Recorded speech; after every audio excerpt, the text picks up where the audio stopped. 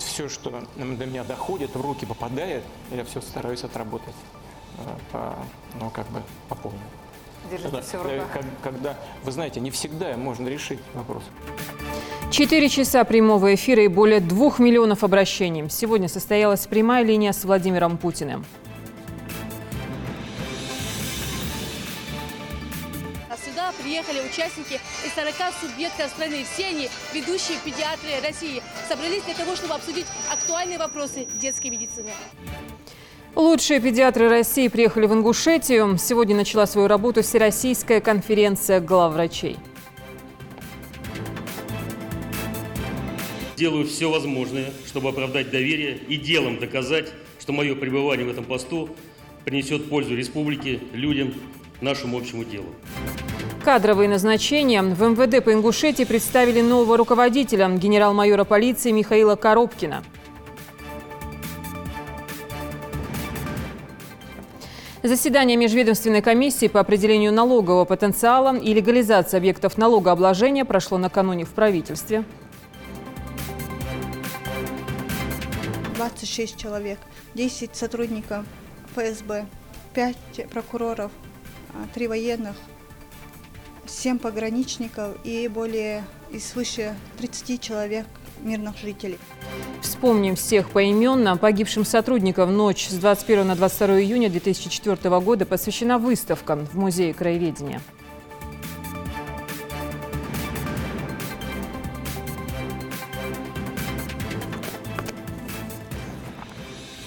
Это новости 24. Добрый вечер.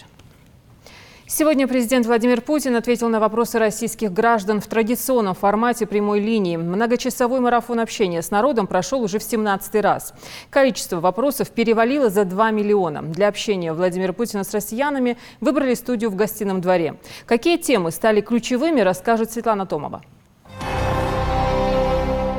Более 4 часов длился диалог между народом и главой государства. За это время Владимир Путин ответил на 70 самых актуальных вопросов. Здравоохранение, строительство, социально-экономическая ситуация в России, внешние и внутриполитические отношения. Больше 1,5 миллиона вопросов и обращений приняли организаторы программы посредством СМС-сообщений, звонков, видеосвязи и прямых включений еще до начала прямой линии. Темы самые разные, но главное в начале программы стала реализация нацпроектов, а это комплекс мер по улучшению жизни населения страны. Глава государства рассказал, каким образом нацпроекты должны повысить уровень жизни россиян. По словам президента, в основе этого лежит изменение структуры экономики в стране. Эту сферу нужно сделать высокотехнологичной, цифровой, включить элементы искусственного интеллекта. Все только для того, чтобы толкнуть производительность труда и на этой базе обеспечить рост благосостояния людей. Результаты должны чувствоваться уже сейчас. Это то, вокруг чего строится вся наша работа сегодня. Собственно говоря, работа строится вокруг человека, но для того, чтобы добиться максимального результата для наших людей, для наших граждан, для развития экономики, мы организовали работу в рамках так называемых национальных проектов. Конечная цель всех этих мероприятий заключается в том, чтобы поставить экономику на новые рельсы, сделать ее высокотехнологичной, повысить производительность труда и на этой базе поднять уровень жизни наших граждан, обеспечить безопасность нашего государства на длительную историческую перспективу. И поэтому мы разделили все эти направления, не по степени важности, а по степени того, что должно следовать за другим, имея в виду распределение ресурсов. Тема здравоохранения остается всегда в приоритете. Соответственно, и вопросов касательно нее поступает немало. Россияне жаловались на то, что закрывают медицинские учреждения, а качество обслуживания не всегда на высоком уровне. Также на прямой линии подняли вопрос об отсутствии в сельских поселениях специалистов узкого профиля. Пристальное внимание, по мнению жителей страны, следует обратить на льготное лекарственное обеспечение. Владимир Путин назвал 3 основные проблемы здравоохранения России, но несмотря на это, отрасль, по его мнению, все же развивается. Первое, что касается доступности первичного звена здравоохранения. Что здесь происходит?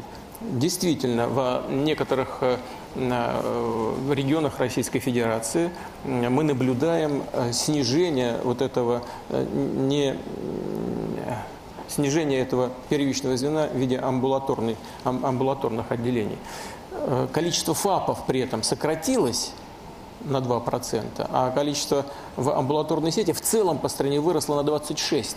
Но в некоторых регионах, а их всего где-то 15, 16, 18 регионов, мы наблюдаем значительное снижение первичного звена здравоохранения. Это первое. А второе, значит, вот мы говорим про эти ФАПы. Они очень важны и, безусловно, должны быть поддержаны. Вот в ближайшее время планируется строительство 390 новых ФАПов и ремонт 1200 имеющихся, ну, ремонт такой солидный, капитальный. Затем в малых населенных пунктах развивается мобильная медицинская помощь. Уже 3800, по-моему, бригад создано, и в ближайшие несколько лет, в ближайшие 3 года планируется еще запустить работу примерно 1200 таких мобильных бригад. Следующая проблема – это кадры. Действительно существует до сих пор дефицит специалистов 25 тысяч, средний медицинский персонал 130 тысяч. И одна из ключевых задач в этом смысле, конечно, повышение уровня заработной платы. Если говорить об Ингушетии, то практически во всех крупных сельских поселениях построены ФАПы. Также можно отметить и наличие узких специалистов на местах. Решить эту проблему помогла программа «Земский доктор». Благодаря ей жители отдаленных сельских поселений могут попасть к необходимому специалисту. Динамика в сфере здравоохранения у нас, конечно, есть. За последние годы значительно уменьшилась смертность, возросла рождаемость. Значительно увеличился рост выявляемости на ранних стадиях заболеваний. Все это, конечно, связано с внедрением новых технологий, с внедрением нового оборудования в республику, со стройкой новых объектов. Одними из таких важных объектов являются сердечно-сосудистая хирургия, отделение сердечно-сосудистой хирургии на базе клинической республиканской больницы, также республиканский онкологический диспансер в городе Назрань, противотуберкулезный диспансер по республике Ингушетия, которая включает в себя 300 стационарных мест, включает поликлинику с посещением за сутки 200 посещений. Во всех наших населенных пунктах строятся медицинские учреждения, ФАПы, все они работают в штатном режиме, укомплектованы всеми специалистами. В принципе, наше население может рассчитывать на необходимую помощь со стороны медицинских работников.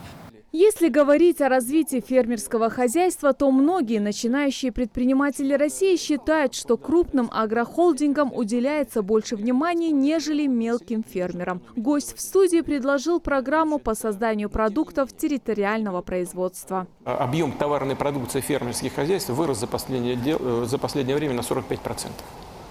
Это, в принципе, приличный рост. И без поддержки государства это было бы невозможно. Общий объем поддержки сельхозотрасли в прошлом году был 254 миллиарда рублей. В этом году он свыше 303 миллиарда. Значит, имея в виду и поддержку экспорта. А вот из всего объема этой поддержки где-то 45 примерно процентов приходится на крупные хозяйства. Значит, а на фермерские хозяйства это 16%. Объем рынка, который занимают фермеры, они все больше и больше дают продукции, объем рынка на сегодня 12%. Что это означает? Это означает, что объем поддержки больше, чем рынок, который сейчас фермеры занимают. Тему коррупции также подняли на прямой линии. Жители России считают, что из года в год наказывают коррупционеров, при этом называя фамилии и показывая лица на всю страну. Но от этого число берущих и дающих взятки не сократилось. Как бороться, задаются вопросом. Если мы имеем дело с преступлением, с коррупцией, с наживой за счет граждан, то, во-первых, мы должны это всегда доводить до конца, и, во-вторых, это нужно делать гласно. И мы будем делать и продолжать это делать гласно. Откуда они берутся, эти деньги? Ну, понятно, из коррупционных схем, из бизнеса. Кстати сказать, здесь, как правило, обе стороны виноваты. Одни тащат, другие берут. Значит, есть взяткодатель и взяткополучатель, так и в законе прописано. Куда они уходят? Доход государства, разумеется. И, конечно, ну и чиновники вообще, представители правоохранительной сферы находятся в особом положении, и с них будет всегда особый спрос. В Ингушетии к теме коррупционной направленности подошли со всей ответственностью. Создана специальная рабочая группа, которая держит руку на пульсе. Также открытая и горячая линия, куда может обратиться любой житель республики. Вопросы были самого разного типа, начиная от внешней политики, внутренней политики, громкие дела, по обороту наркотиков, по обороту лекарств. Все было затронуто, все сферы жизнедеятельности, как внутри государства, так и по внешним параметрам. Все было затронуто. Потом лично по своей направленности, как партия «Народ против коррупции», мне понравилось сказанное антикоррупционный вопрос. Он назвал его безобразием, коррупцию. Это и есть безобразие, мы знаем об этом. И сказал, что эти дела, антикоррупционные дела, должны быть доведены до конца, все, которые начаты и будут. И это все должно быть сделано гласно. Абсолютно с этим согласен. Предприниматели, в свою очередь, благодарят главу государства за поддержку. Надзорные каникулы для многих оказались большим подспорьем в бизнесе. Но, несмотря на это, внеплановых проверок стало больше. Как с этим быть, интересуются бизнесмены страны. В свою очередь, они предложили не штрафовать их, а объяснять, как сделать лучше. Владимир Путин соглашается с мнением спикера. Мы ввели эти каникулы, и потом в прошлом году они резко возросли, потому что в начале этого года, потому что период каникул закончился. Но естественно, это вообще было естественно, что проверяющие организации сразу вставили в план то, что до этого не проверялось несколько лет. Поэтому мы продлили эти каникулы еще на 2 года. Значит, но и количество внеплановых проверок тоже уменьшилось примерно на 11%. Ну, как сделать так, чтобы проверяющие организации и представители этих организаций были, как вы сказали, менторами, скорее помощниками? На самом деле вы абсолютно правы. Вот мы к этому и стремимся. Чтобы именно так все и обстояло на самом деле. И на это и настраиваем все проверяющие организации. И прокуратура на это настраивается. Налоговая служба. Значит, ну, а чтобы обеспечить дополнительный контроль, предлагается ряд мер, в том числе и так называемый зеркальный реестр. Ну, вы, наверное, знаете, слышали об этом. Если нет, то я скажу. Имеется в виду, что не только проверяющие будут вести реестр проверок, или там прокуратура отмечать, но и проверяемые, это предложение, собственно говоря, самого бизнеса, будут вести реестр, кого, кто и как, и по поводу чего проверял, и каковы результаты по их оценке. И вся эта информация может и будет стекаться в прокуратуру, которая получит дополнительный источник информации о том, что в этой сфере происходит. Надзорные каникулы также благотворно влияют на работу предпринимателей Ингушетии. Действительно, там поднимался ряд вопросов, которые крайне интересны и важны для малого и среднего бизнеса, и для страны, и для экономики. А отдельно наша экономика нашего района не может развиваться отдельно. Она только тесно связана с экономикой страны, да и с мировой экономикой связана. Поэтому законы, положения, та ситуация, которая сегодня, то, что есть в нашей экономике страны, это зеркальное отражение находит в экономике нашего региона. Учитывая, что у нас экономика высокодепрессивная, да, дотационная, региону 26 лет по факту. Мы, конечно, сделали значительные успехи, добились в ряде направлений. Это социальное развитие. Значит, у нас построили много объектов соцкультбыта. Если бы государство не уделяло этому значения, внимания, то число 12 национальных проектов малый и средний бизнес просто не попало бы. Более того, очень много времени в своем выступлении лидер государства, глава государства уделил на этом Петербургском форуме, именно просто призвал к тому, чтобы прекратить давление на бизнес. Эти слова были адресованы, как я уже говорил, правоохранительным структурам были в первую очередь адресованы, что нужно создать максимальные условия удобства по бизнесу. Кстати, если мы находились еще несколько лет назад на 120 месте находились, теперь мы уже по результатам вышли на 31 место по удобству ведения бизнеса по рейтингу Всемирного банка. Работа это не будет останавливаться, она будет дальше продолжаться. В этом ракурсе ведем мы тоже работу, постоянно отслеживаем, мониторим, стараемся создать максимально удобное законодательство. Надо сказать, все-таки у нас по сравнению со многими регионами намного удобнее работать. Мы даем достаточно много возможностей для бизнеса, но этого недостаточно сегодня. Никто не говорит, что это достаточно. Да, мы предоставляем земельные участки, безвозмездно предоставляем. Да, у нас нет случаев рейдерского захвата бизнеса, и нет таких случаев, да, как это есть во многих, в большинстве регионов. Промплощадки. Да, промплощадки, которые представляются, надо дать обоснованно это самое. На конкурсе мы их представляем, да, нет никаких больших проблем. У нас есть агентство инвестиционного развития, Министерство экономического развития. Я, как уполномоченный, обязан следить за тем, чтобы права предприниматели и инвесторы не ущемлялись. Мы стараемся это делать достаточно эффективно. Кстати, по эффективности работы мы, безусловно, находимся в лидерах по стране. Я уже не говорю о Северо-Кавказском округе. Ведущие в конце прямой линии задали вопрос Владимиру Путину о том, бывает ли ему стыдно и за что. В качестве ответа он рассказал историю о том, как посещал один из регионов, и к нему подошла пожилая женщина и передала записку с просьбой. Это было в начале 2000-х годов. Я много передвигался, много ездил. Страна была в очень сложном положении. И куда-то мы прилетели в какой-то регион. Уже конец рабочего дня, где-то уже к ночи. Темно. Это было, по-моему, осенью. Слякоть, грязь. И куда-то я перебирался, шел там по этой слякоти к машине. И вдруг появилась женщина, такого же преклонного возраста. Что-то невнятно сказала и вдруг упала на колени. Отдала мне записку. Я сказал, что обязательно посмотрю. Забрал, отдал помощникам, и ее потеряли.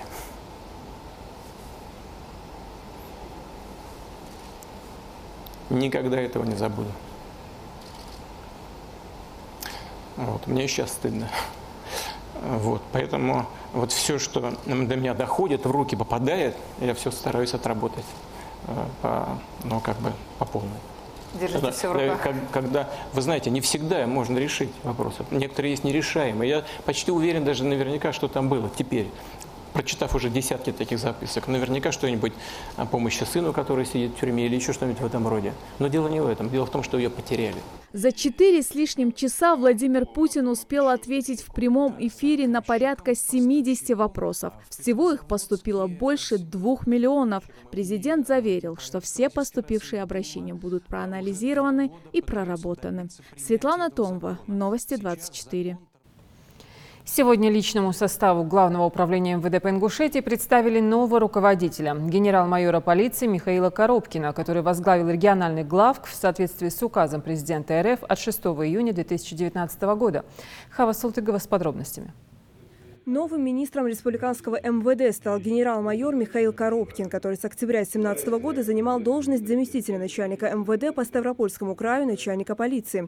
Региональному МВД министра представил начальник Главного управления МВД России по Северо-Кавказскому федеральному округу генерал-полковник Сергей Бачурин. Он выразил уверенность, что накопленный профессиональный опыт позволит Коробкину в короткие сроки овладеть ситуацией и наладить работу во вверенном ведомстве.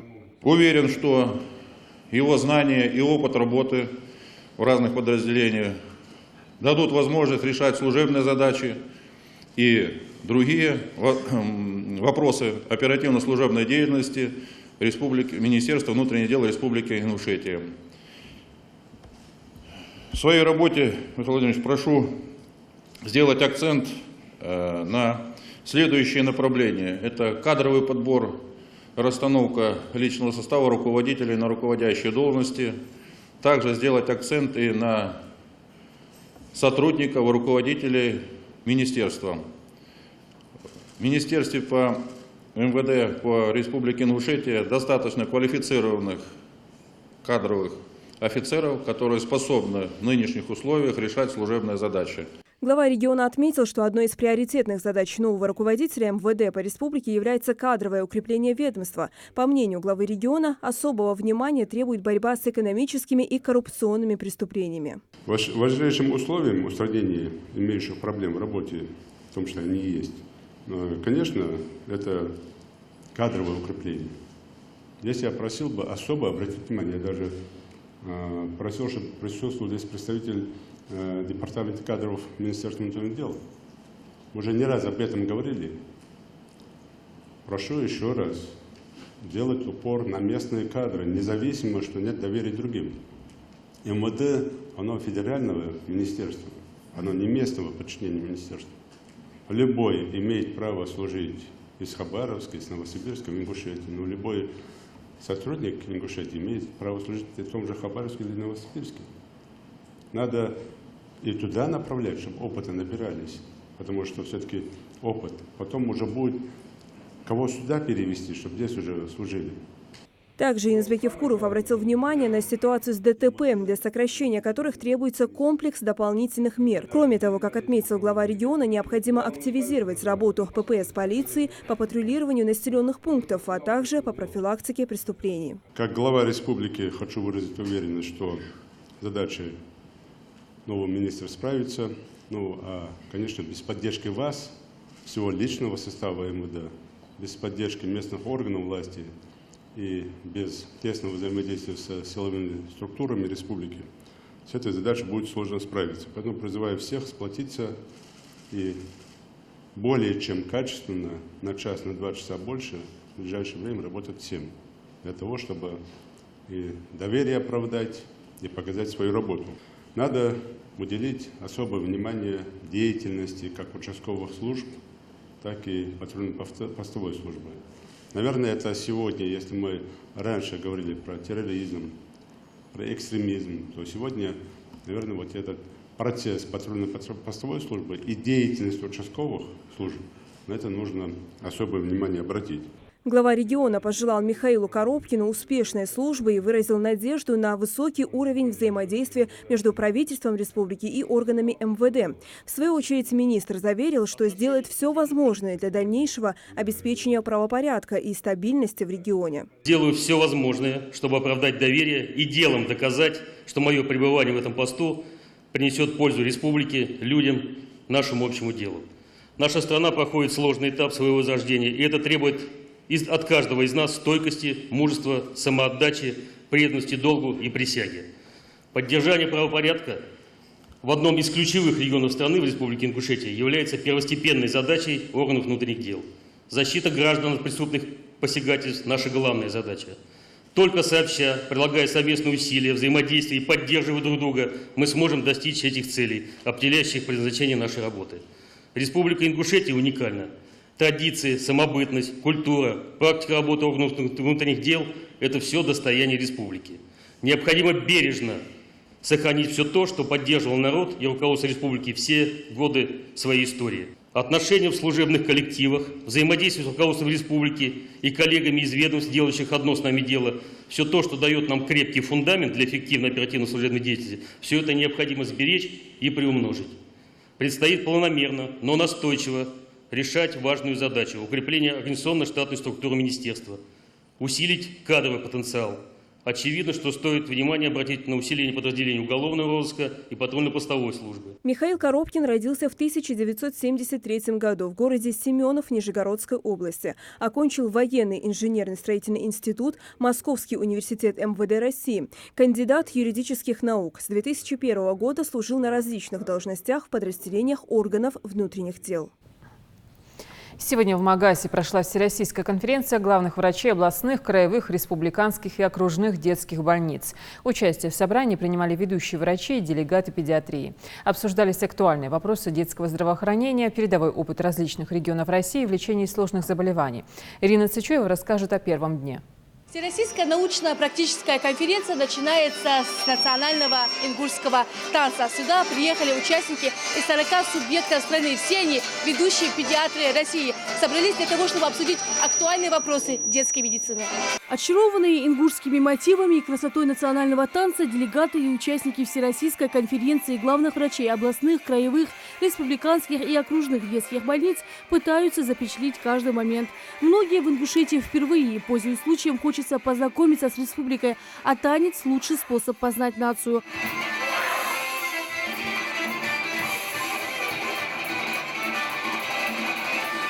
Глава Ингушетии поприветствовал собравшихся в зале специалистов в области детского здоровья и отметил, какую важную миссию несет конференция. В Ингушетии она проходит впервые. В зале более 60 участников из ведущих федеральных центров страны. У вас колоссальный опыт. И через вас проходят эти детишки. Вы это все видите. И мне хочется, чтобы в первую очередь главврач больницы наш и те, кто занимается детишками, они у вас научились тому, что вы делаете у себя в регионе. Ну и, конечно, мне хочется и верится, что и у нас есть что показать, что передать. И мы уже отмечаемся, вы, наверное, знаете об этом, и стат данных, и данных Министерства здравоохранения, что и по материнской смертности, и по младенческой смертности мы довольно серьезно снижаем и выходим на среднероссийский уровень. Это хорошие показатели, это благодаря вот именно и вложенным федеральным средствам, местным средствам и эффективному использованию тех проектов, которые мы сегодня строим. Юнусбек Евкуров наградил гостей почетной грамотой Республики Ингушетия. Председателя правления Ассоциации детских больниц. До начала основного обсуждения к собравшимся в зале участникам по видеосвязи обратилась директор Департамента медицинской помощи детям Елена Байбарина. Она рассказала, каких основных показателей удалось достичь по реализации федерального проекта здравоохранения. Мне искренне жаль, что я сегодня не с вами в милой, дружественной, теплой Ингушетии, где я бывала не один раз, и всегда эти визиты оставляли очень приятные воспоминания не только красотой природы, энергией новых дел, новых построек, но и энтузиазмом людей и горящими глазами, что особо приятно. Я приветствую всех и желаю успеха вашей конференции. Говоря о конференции, это скорее выездное совещание, и проводится оно не случайно. Передовой опыт ведущих детских лечебных учреждений страны и региона просто необходим. В больницах со стажем работы более 40 лет есть свои методики лечения сложных детских диагнозов. Ассоциация детских больниц призвана координировать специализированную стационарную медицинскую помощь детям России. Это уже 19-й наш сбор в Ингушетии, по счету 19-й. Традиционно мы подводим итоги нашей работы областных, краевых, республиканских детских больниц за прошедший год. Много показателей, много цифр. Обменимся опытом. Будет очень много выступлений с мест по разным актуальным проблемам нашей службы. Пообщаемся с народом, увидим колорит южной страны. Многие впервые сюда приехали. Съехались представители почти всех регионов, многих регионов. Значит, это нужно. Для чего? Чтобы обсудить, во-первых, те изменения в законодательстве, которые произошли за год. А их произошло довольно много, принято много законов за этот год федеральных. Но самое главное, у нас стартовал национальный проект здравоохранения в стране.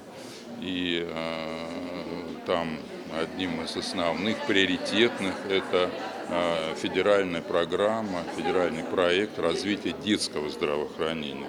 В Ингушетию помимо делегатов приехали и главные врачи детских областных больниц. Многие региональные медики сотрудничают друг с другом и все ждут обсуждения важных тем. Впервые мы собрались в Республике Ингушетия, в городе Магаз. Сегодня мы обсудим на докладах проблемы реабилитации детей, проблемы социально значимых заболеваний и всех остальных. И завтра мы уже посетим, посмотрим вашу республиканскую детскую клиническую больницу, онкологический диспансер и ведущие учреждения Ингушетии. Социальных вот этих докладов и обмена мнениями очень важны кулуарные разговоры. Да? Ведь на сегодняшний день основная проблема системы здравоохранения – это кадровый дефицит. Легче прийти в профессию, но достаточно сложно остаться в ней. И поэтому я очень надеюсь услышать опыт регионов в отношении удержания кадров. Мы можем уже сказать, что наши команды, наши коллективы, они выполняют амбициозной задачей снижения заболеваемости, смертности среди детского населения.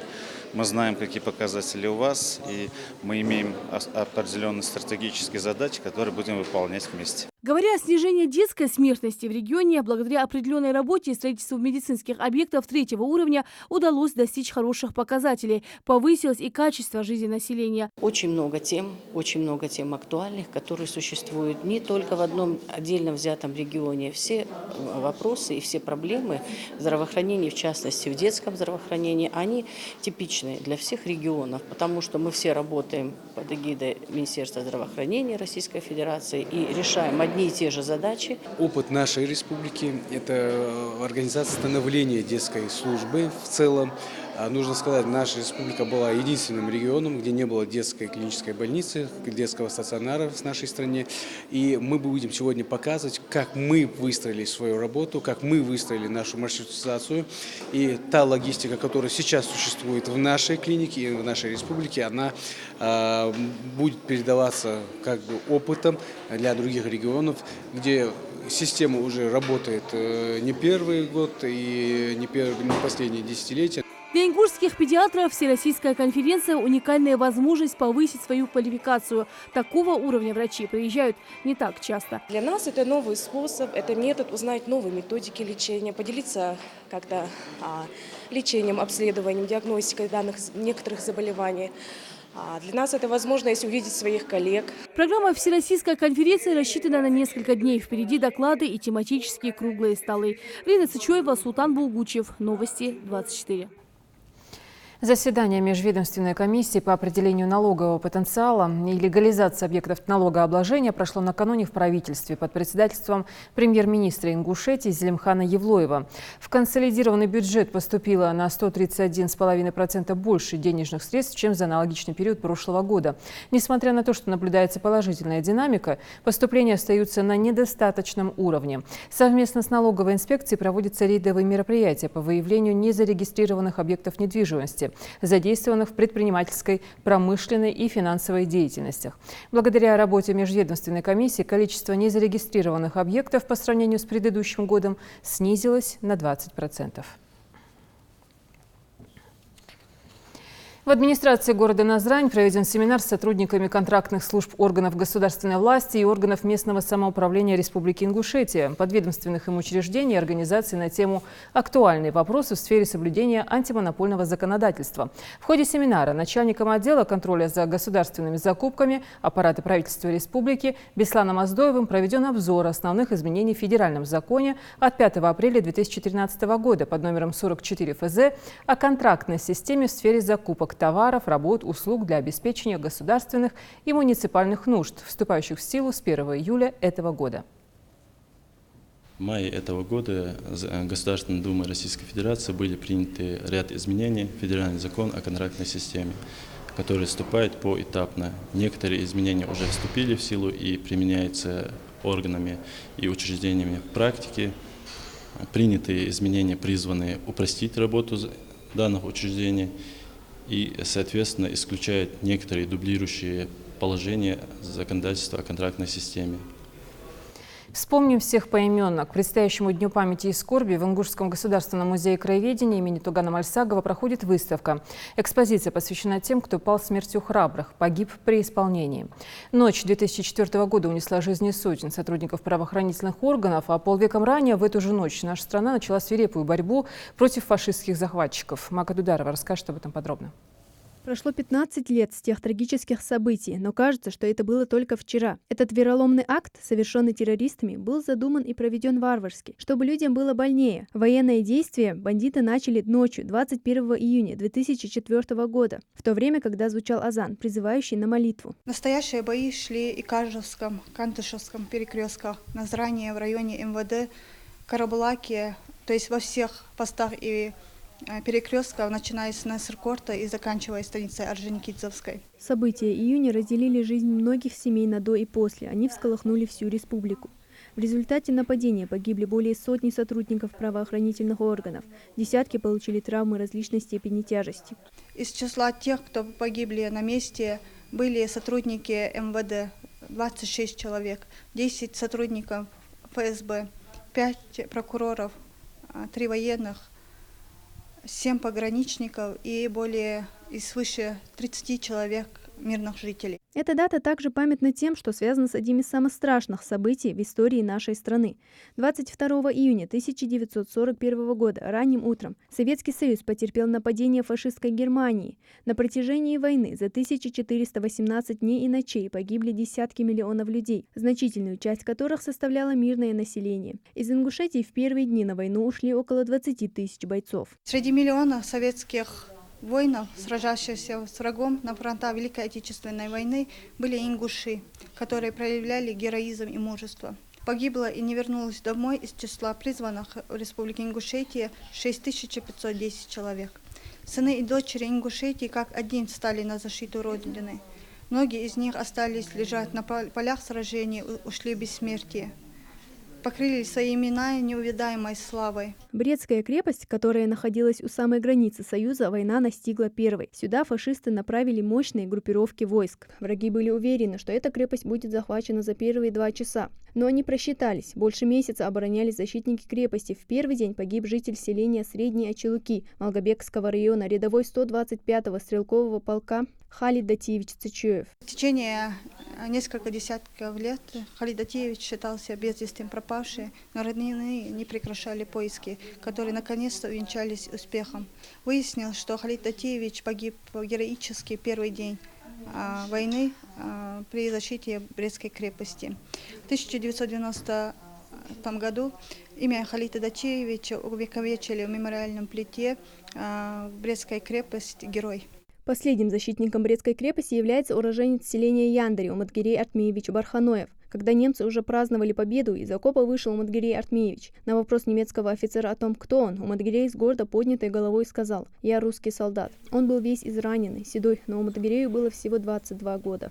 И когда узнали, вы вынули документы и узнали, что он выходит из Чечено-Ингушетии тогдашней. Имена многих ингушей, приближавших Великую Победу, остались неизвестными, но именно они создавали историю. Сотрудники архива уверены, еще много имен и подвигов, о которых мы не знаем. Каждый день Музей краеведения получает от жителей республики материалы, которые касаются памятной даты – начала Великой Отечественной войны. К нам сегодня пришел пенсионер Чербижев Муса Абукарович и передал материалы на Чербижева Мухтара Бацаевича, который оказался первые дни Великой Отечественной войны на войне и воевал во многих фронтах Великой Отечественной войны. Сегодня его судьба неизвестна, и вот он устанавливает его судьбу, и он очень хочет узнать о его наградах. Другой житель нашей республики Хасан Ахриев передал нам штык-нож времен Великой Отечественной войны, и этот экспонат тоже займет место среди экспонатов зала Великой Отечественной войны в нашем музее. Пройдут года и десятилетия, но никогда в памяти людей не забудутся трагические события тех кровавых дней. Мака Дударова, Магомед Даскиев, Новости 24. Сегодня в аэропорту Магаз родственники встречали триумфатора Европейского чемпионата мастеров тяжелой атлетики Алихана Плиева. Ингушский богатырь, несмотря на почтенный возраст, выступил на престижнейшем чемпионате по тяжелой атлетике. В финском городе Раваньеме Алихан состязался с лучшими атлетами со всей Европы. В своей возрастной и весовой категориях атлет не оставил шансов соперникам. Подняв 166 килограммов, Алихан побил рекорды Европы и мира. Стоит отметить, прежде такого результата не удавалось добиться ни одному ингушскому атлету. Я выступал в весе до 67 килограмм, в возрастной группе М65, занял первое место. Сложности были одно, болело очень сильно плечо и кисть левая. Мне кажется, это мои последние соревнования. Почему? Потому что при такой боли уже невозможно будет ничего делать. Следите за новостями на канале Ингушетия и до встречи в эфире.